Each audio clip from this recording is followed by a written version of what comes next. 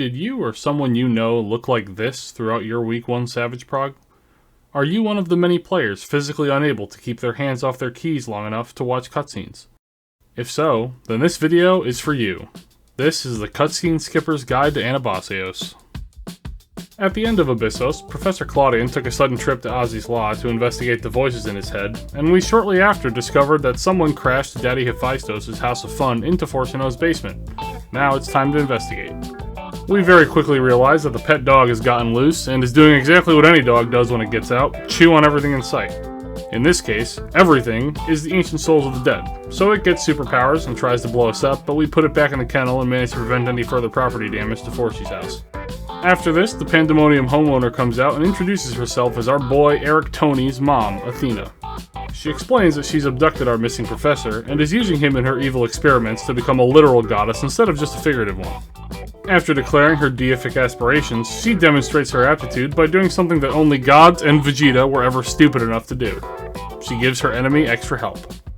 She summons the memory ghosts of Eric, Tony, and Haha Bread from inside our plot device crystal to help us understand her, quote-unquote, and then whisks away, leaving us two very confused phantoms and one equally confused protagonist. After catching the ghosts up to speed, and vice versa, we decide it's time to go knock on the front door. Approaching the house prompts a brief but pleasant conversation with the newly summoned ghost of Themis, where he explains that Athena is playing God and slapping souls into everything willy-nilly, and is also mind-controlling him. We then learn that it is instead time for the door to knock on us, as the entire building gets a soul whose purpose is to kick our teeth in and transforms accordingly. Fast-forwarding several tank catapults and one express doorbell installation, the door is open and Eric and his dad come to admire our work.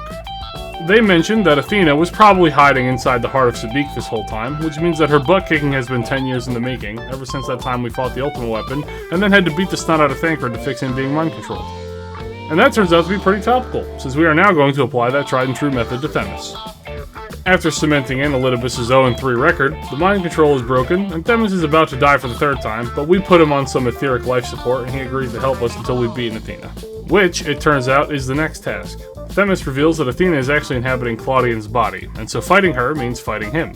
Eric and his dad have a heart-to-heart about how his mom is loony, and they send us off to go slap her around until we can convince Claudian that her being in control probably isn't good for his health. After applying Universal Solution Number 1 to Athena's face several times, the battle is over, and Eric decides that now is the best time to ask his mother if she loves him. Her reply, of course, is to fully embrace the crazy with a resounding no, and explain that not only does she not love him, the only reason he loves her is because she tampered with his mind when he was born.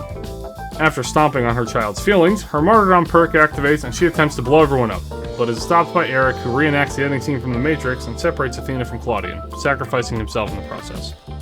As it turns out, Ghost Eric can do this because Claudian is actually the reincarnation of the real Eric, so they're compatible.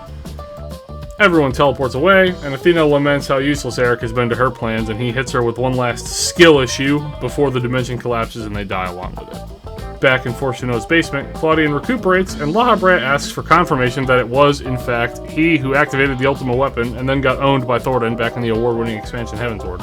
No matter what we reply, though, he decides he's had enough of us and immediately pieces out forever, leaving us with instructions to go back to the past to learn why all this trouble started.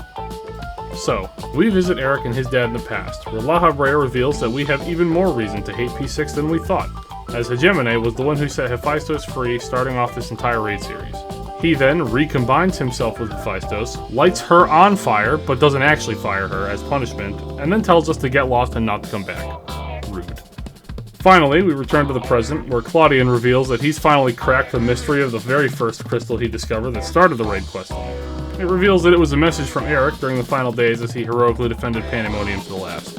Claudian also reveals that he still has the heart of Sabik, and will continue researching it, which will definitely never go wrong and will have no consequences in the future, of course. A heartfelt conversation with Themis buttons up the story. He reminisces about us beating him up 3 times, and hopes that someday we can do it a 4th time before disappearing forever himself. The end. Awesome jail. Great job.